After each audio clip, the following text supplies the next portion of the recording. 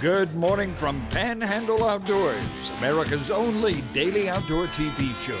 Your source for fishing, hunting, and information for folks who enjoy the great outdoors. Now sit back, relax. It's Panhandle Outdoors.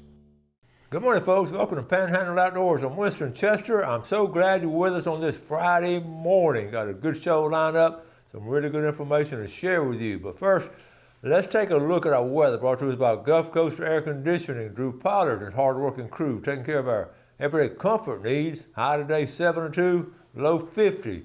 Almost Chamber of Commerce weather except for the wind.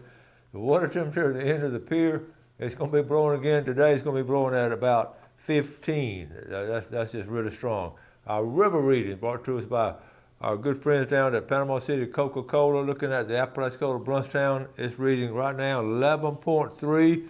It's steady and got a little bit of drop to it, so it is going down. The Choctawhatchee at Caryville, 6.5, going up a little bit with some of that rain we had, but not too big, not too drastic. So the river's going to be in pretty good shape for the weekend. Take a look at our tide chart brought to us by Kent Forest Lawn.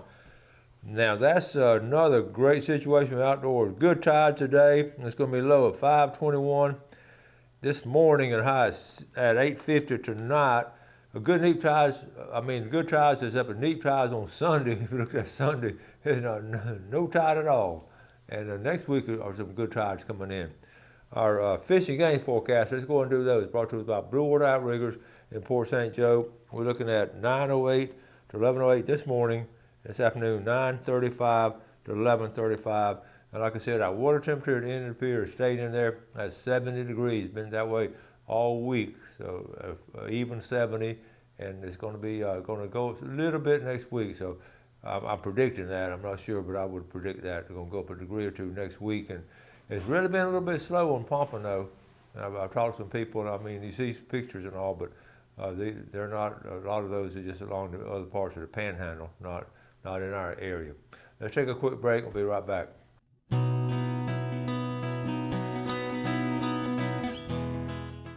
Okay, welcome back. Let's start off with a public service announcement. I always like to keep folks informed on everything. And of course, this is a good one here, okay? It's the Gulf, not the ocean. We'll get a kick out of that. And people they mean well, and to them, to a lot of people, it is the ocean, but really, it's the Gulf of Mexico, and we'll get a kick out of it. Okay, look, our buddy J.B. Hillard, who is so good about keeping us up on what's going on in the Choctawhatchee River system, is falling. This was right before that went up yesterday. It's cleared up and coming alive with spring in the air. Nowhere near a limit, but one nice bluegill and 18 shell crackers. Bud and I wanted to clean anyway. On Tuesday, we fished some lakes off the river out of Black Creek Lodge. Found a small shell cracker bed right up next to the bank in 1 foot of water. J.B. Hillard.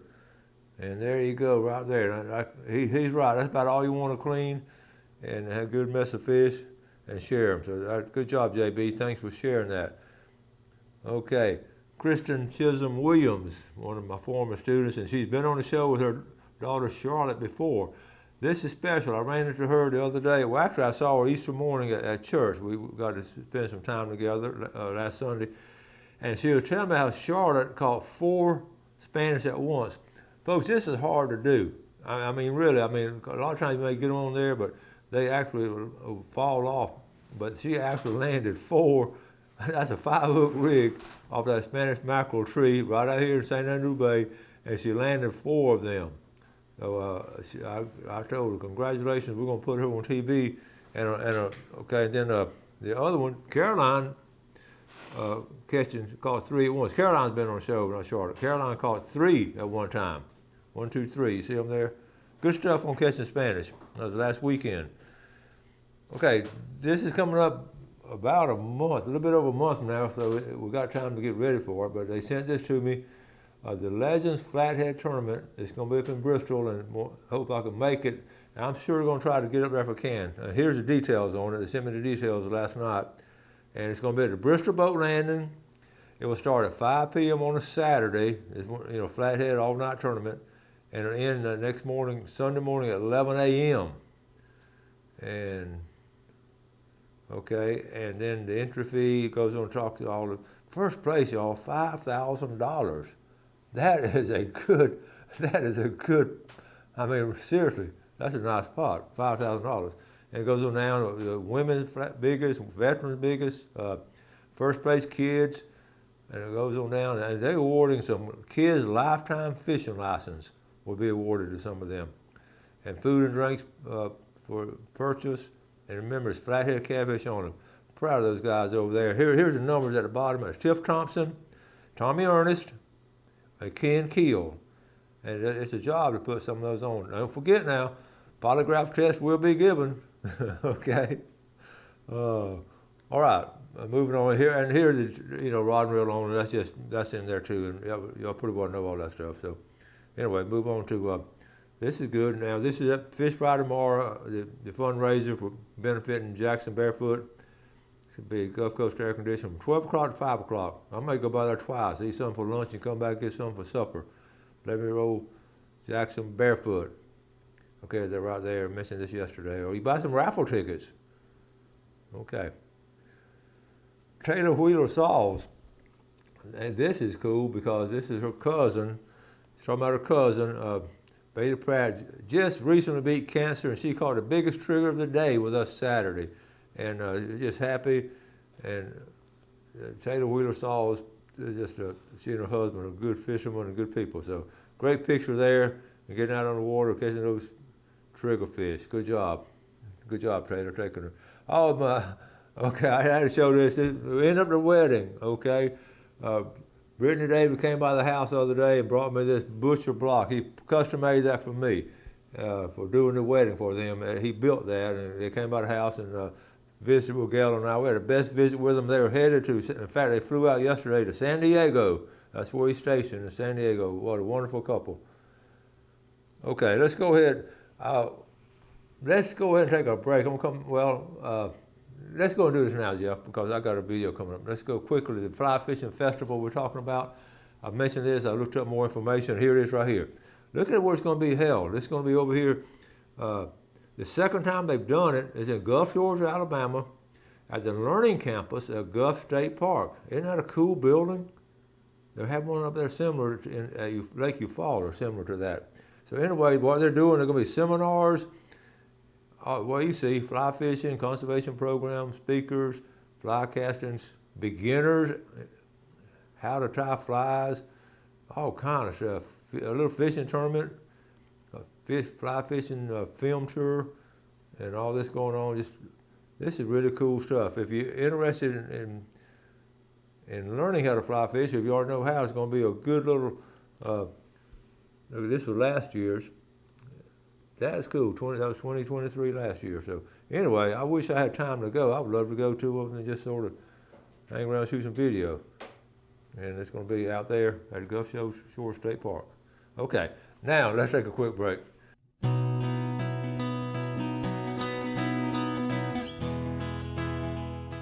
Okay, welcome back. This is going to be your humor for the day.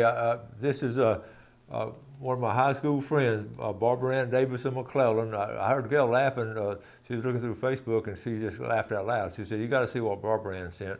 And so this goes. Some of you viewers are not going to identify with this, okay? We're going to watch it twice. It's real quick and short. This is me getting out of bed in the morning, okay? And I cracked up. Okay, let's watch it one more time. This is me getting out of bed in the morning. So just rolling on out of there. Let's get up and see what's going on today. Okay, I hope Barbara Ann, a sweetheart, she's in a graduating class. I see her on a regular basis. We'll get together for our lunches with our classmates, and she's something else. So always had a good sense of humor. In fact, she'll be watching this morning up there, hopefully. Good morning, Barbara Ann. Okay, now, what I want to show you next, and it really doesn't have anything to do with outdoors. It talks about, we've talked about it before, the traffic, all the accidents and all we've had. Well, I'll get this information from the Florida Highway Patrol.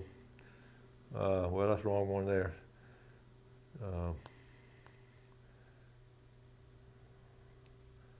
Okay, found it. it's hard going back and forth to different things. But anyway, I just want to. This is for the betterment of our community and us as individuals and families, because I have to be.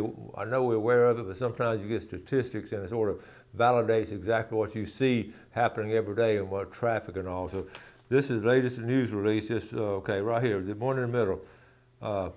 Life takes a turn every 44 seconds on Florida's roadways. Basically, every 44 seconds in Florida, a crash occurs. Okay, but 1 of 7 crashes is due to a distracted driver. And they came up with all kinds of statistics, and it's gotten, I know you see it and I see it on a regular basis, and if you're not careful, they did this news release out of Tallahassee. This is National Distracted Driver Awareness Month, and it went on to talk about detecting and driving. It's a really of course, against the law, but the big thing about it, it can be in all those categories. But anyway, it's just we see a lot of it. In fact, this chart here is hard to read, but I was looking at it last night. Just texting while driving in 2019, the top left-hand corner is on like 2,100 citations. All the way down the chart at 2023, there's 6,629 citations. That tells you how much it has gone up in 4 years. And some of this other stuff has sort of gone down some a little bit. In fact, two out of 4 categories gone down, but texting and driving just really sort of getting out of hand. So remind your family members, especially young people. But I tell you what, I'm seeing a lot of you older people doing it too. And I say that in jest. I catch myself thought I never would, but sometimes at a stoplight, at a red light, I just reach down real quick and see what's going on and read about this and that. Okay, so now let's go back to outdoors. You know, we take for nature what can happen in outdoors. I mean, we take for granted what can happen in nature and in outdoors as we're out there doing things. We just think we'll always be safe, and always some kind of adventure ends up in some kind of really predicament that people are in. So I'm going to give you 2 examples of this past week of what has happened here in Florida. And I'll start off just with outdoorsmen, but this is coming from the Florida Fish and Wildlife Commission right here. A hunter went missing out here in Sumter County for over 24 hours. This was last Friday, and he went down and actually in the Green Swamp, in the management area down there. And his buddy dropped him off at 2:30 this afternoon, and he didn't come back at dark. And so they searched for him and hollered for him and all that, and they went out the next. He actually was gone for 24 hours. Finally got a canine. A canine got in there and found him. And what happens? You get in those swamp area and you don't have that cell phone service. So that's one of them. And the other one, I'm sure you've seen it. And here's what can happen if you're in the woods. This is if you're trapped in the woods overnight. This was on my camera 2 days ago. The first bear I've seen in a while. But what if you're trapped in the woods? He comes walking up there to you and hungry. Okay, now the other one, I know you saw it on the news about this missing kayaker, and it was really. I tried to when I get this information, I try to read more details that you don't hear on the news. But this was the news release here, and what was interesting about this, Chris Smalley he was actually the quarterback for Steve Spurrier at South Carolina. I remember when he played, he was a good running quarterback. He's a head football coach up there in Sylacauga, Alabama. And I listened to his interview, did a little interview here. And what, of course, I know you realize what had happened. He'd gotten out there and he kayak fishing. They were down here on vacation and to take some time off. He was kayak fishing and the wind started blowing. And he was, the big thing, you can't, he's a big, strong guy too. You just can't paddle against that wind once those waves start, and the wind starts picking up before you get off. So he got off, and I've heard anywhere from 3 miles to 11 miles. I've heard 2 different reports, but he was way out there. And actually the Coast Guard helicopter, this is details I didn't get on the news. Out of Mobile, the Coast Guard helicopters came up, and they knew, what area. It's pretty easy for them to zigzag back and forth. But it's getting close to, it's getting late. And it was foggy, it was sort of dark, and they actually found them through a heat sensor, through the image of a heat sensor. And when how they send it down, and they didn't actually see him, but they saw it on radar, a little heat sensor that had body temperature. So, and they said they got close to him, and of course, just like you see on TV, he was waving at them and shouting, and they were trying to get their attention. So that both of those stories came up with good endings. But I just wanted to share with you, when you get outdoors, you just have to be aware, and you know, I'm looking for it. You can't, this is our crutch now, and we just can't always count on it to be there, because I know when you get offshore, I do it all the time when we go fishing. They just turn the phone off because you don't have any tower service out there, and you get back way in these woods, and we do it here in the Panhandle. You don't have any service and all, so you think you're safe and everything. I'll call my buddy and come get me. That ain't always the case. But both of those had a good endings, and I enjoyed that. On his interview, Chris was saying that he wasn't that worried about himself. His biggest concern was his wife and kids back there at Grayton Beach. They were, been there all day, just really worried about him, and he just really felt bad about that, his family worrying about him. So anyway, good story, good ending. And he was a good ball player, head football coach at Sylacauga, Alabama. Okay, let's do our Friday drawing. We'd like to give away some seafood. Thanks to Tarpon Dock. When you go down there and buy some fresh seafood, and folks, I've had some good fresh seafood lately. I'm going to eat some more tomorrow at that fish fry in Southport, that fundraiser. And I got some more coming up. Well, here we go, the $20 gift certificate. Let's get here at the bottom. Okay, all right. Here we go. From Parker, Jan Vest. I think that's 2 weeks in a row the Vest family won. That's never happened before in 19 years of Panhandle Outdoors, a husband and wife back to back. Okay, the Big Red Snapper. It's amazing, isn't it? Big Red Snapper from Weewall, Hitchika. Hope Gainey from Weewall and Parker, two hotbeds for Panhandle Outdoor viewers. We're going to take our break, come back with our famous Friday fishing forecast.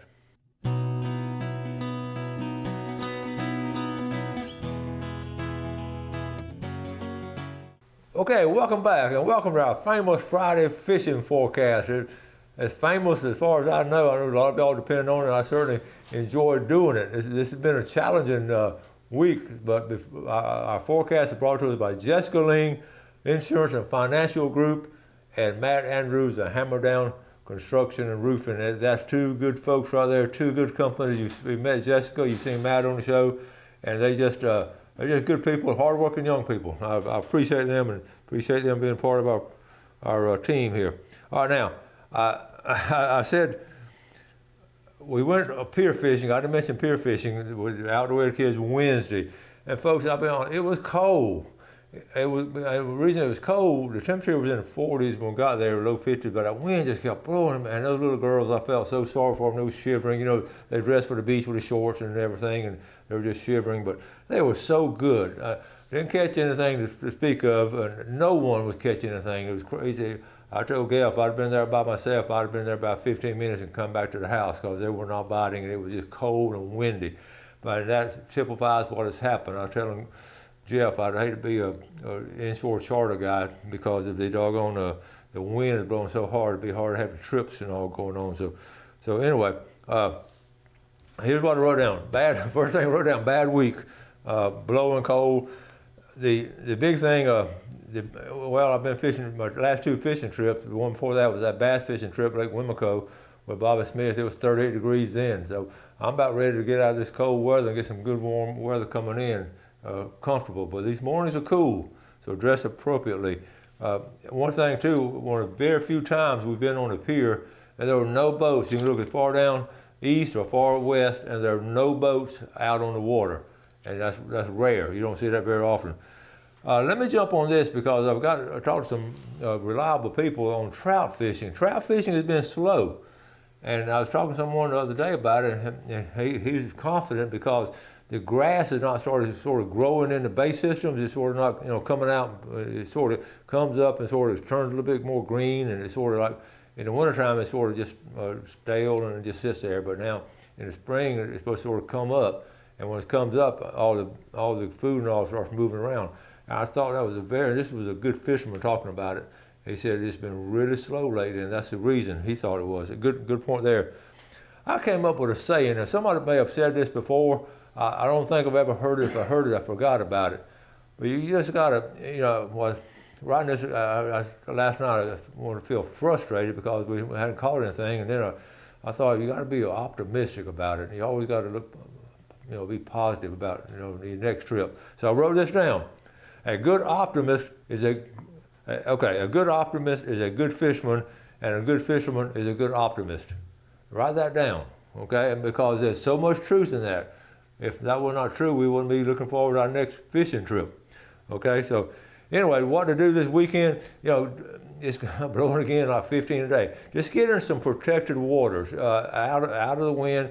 First of all, I always talk about your ponds and your lakes and all on the right side of the lake, and the feeder creeks. The feeder creeks off the river system, they're going to be good fishing. That's going to be good there.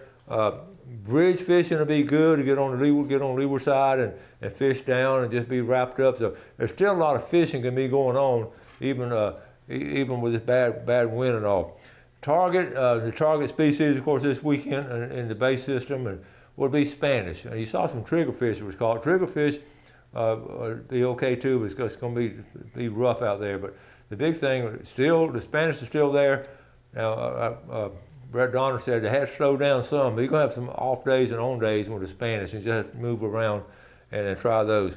Surf fishing, I put slow. It's still a little early. I like the latter part of April, and then, of course, the month of May when it comes to surf fishing, especially for pompano.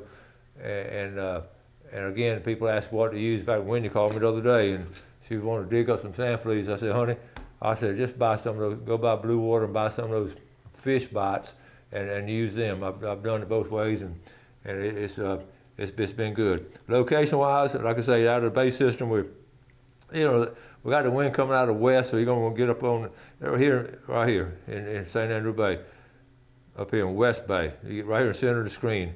That area right in there should be good. Over in Choctawhatchee Bay, when the wind's coming this way, we're going to run out of time. Okay, the wind's coming off the coast right there. Grady Brown, then St. Joe Bay.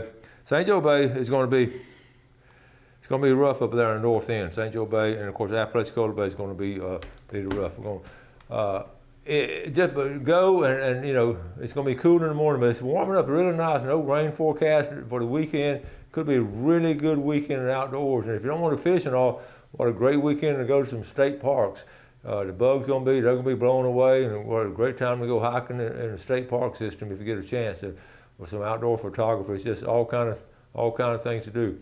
I'm going to try to be at the women's Spanish mackerel tournament tomorrow. It's going to be right across the Hathaway Bridge. If you're going toward the beach, that landing over there to the right, the boat landing over there, the little marina there. So it's changed hands 2 or 3 times, but they'll be hosting it. So anyway, no matter what, get outdoors this weekend, enjoy the outdoors, and just enjoy it with your family. Y'all have a great day, have a great weekend. Take care of the outdoors, do something good for some other folks, and God bless. Thanks for watching America's only daily outdoor TV show, Panhandle Outdoors with Winston Chester, featuring hunting, fishing, and other activities and information to help you enjoy the great outdoors. Join us next time for Panhandle Outdoors.